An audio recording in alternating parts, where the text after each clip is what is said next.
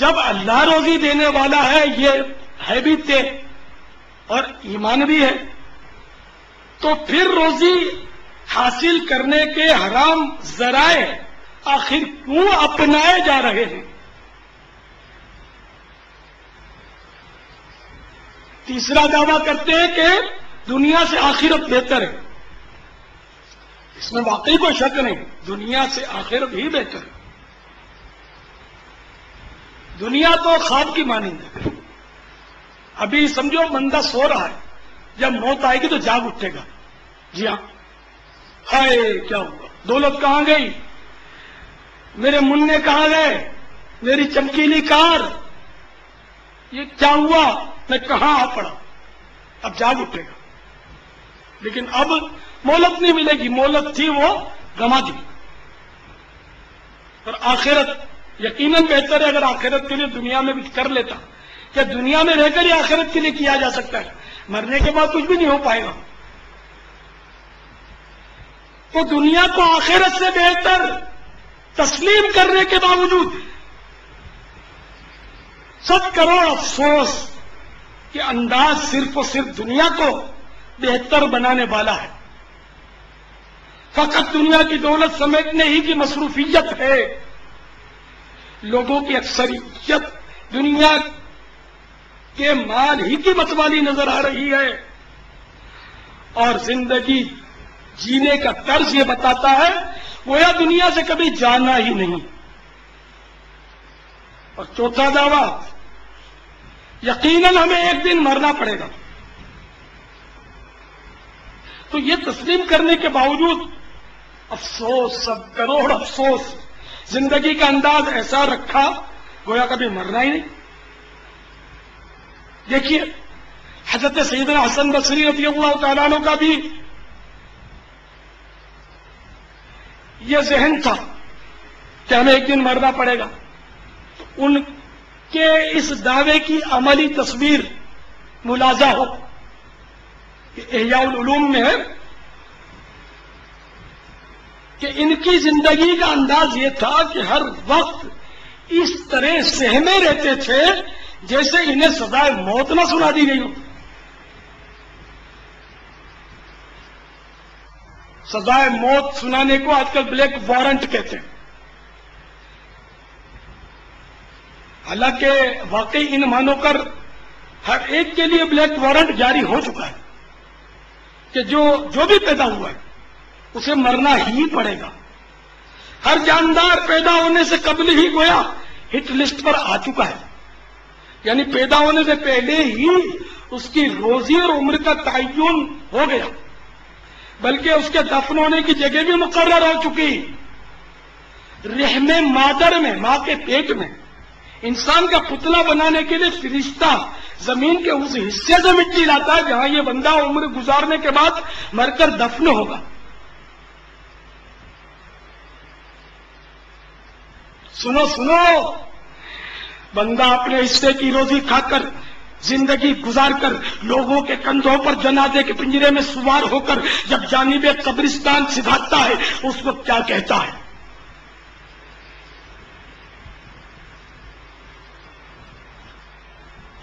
قرطبی میں ہے، سرکار مدینہ، سلطان باقرینہ، قرار قلب و سینہ، فیض گنجینہ، صاحب معطر پسینہ صلی اللہ تعالی علیہ وآلہ وسلم کا فرمانے عبرت نشان ہے. اس ذات کی قسم جس کے قبضہ قدرت میں میری جان ہے، اگر لوگ اس کا یعنی مرنے والے کا ٹھکانہ دیکھ لیں اور اس کی بات کو سن لیں تو مردے کو بھول جائیں اور اپنی جانوں پر روئیں. جب مردے کو تخت پر رکھ کر اٹھایا جاتا ہے اس کی روح پھڑ پھڑا کر تخت پر بیٹھ کر ندا کرتی ہے، اے میرے اہل و عیال، دنیا تمہارے ساتھ اس طرح نہ کھیلے جیسا کہ اس نے میرے ساتھ کھیلا. میں نے حلال و غیر حلال مال جمع کیا اور پھر وہ مال دوسروں کے لیے چھوڑا. اس کا نفع ان کے لیے ہے اور اس کا نقصان میرے لیے. بس جو کچھ مجھ پر گزری ہے اس سے ڈرو۔ اے میٹھے میٹھے اور پیارے پیارے اسلامی بھائیوں، اسلامی بہنوں، خدا کی قسم بڑی عبرت کی بات ہے یہ۔ ہر جنازہ مبلغ ہے، مبلغ وہ عبرت کا پرچم اٹھائے ہوئے گئے، مجھے دیکھو مجھے دیکھو۔ میرا طوطی بولتا تھا، میری شہرت کیسی تھی، میری عزت کتنی تھی کہ میرا نام سن کر کام ہو جایا کرتا تھا، میری اتنی سورس تھی، لوگ میرا نام سن کر لرز اٹھتے تھے، علاقے میں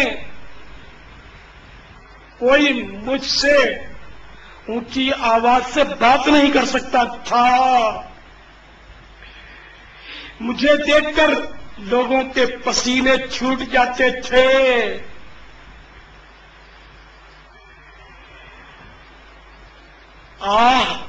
اب میرا حال دیکھو، میری کیسی بے کسی ہے، میری کیسی بے بسی ہے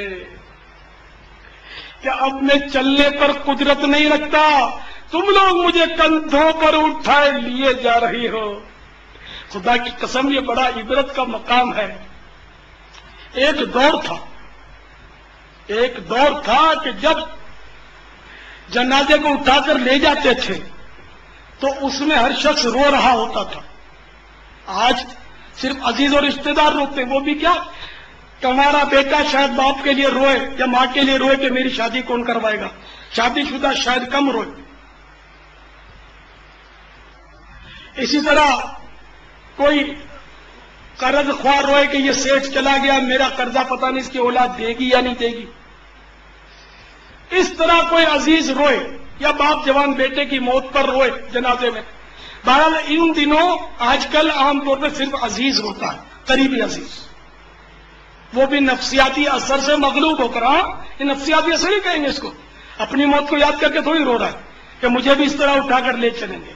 لیکن ایک دور تھا کہ جب ہر شخص روتا ہوتا، منہ پر پلو ڈال کر روتے ہوئے جنازے میں جاتا تھا کہ جس طرح آج اس کی آنکھیں بند کی گئی، اس کے پاؤں کے انگوٹھے باندھے گئے، اس کے جبڑوں کو چادر کے ٹکڑے سے کسا گیا، اس کو کفن پہنایا گیا، اس کو غسل دیا گیا، اس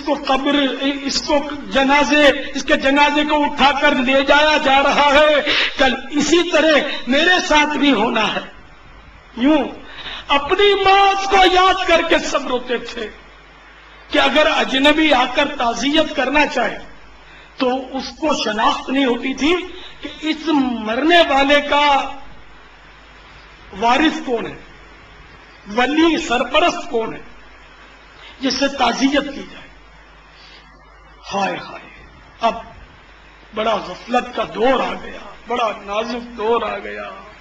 قبرستان اگر تدفین کے لیے جانا بھی ہے تو صرف وہ جائے گا جس کو شاید مفاد ہے، یا قریبی رشتے دار مجبوراً جائے گا، کہ نہیں جائیں گے تو پھر ان کو برا لگے گا، اور بار بار گھڑی دیکھیں گے کہ اتنی دیر۔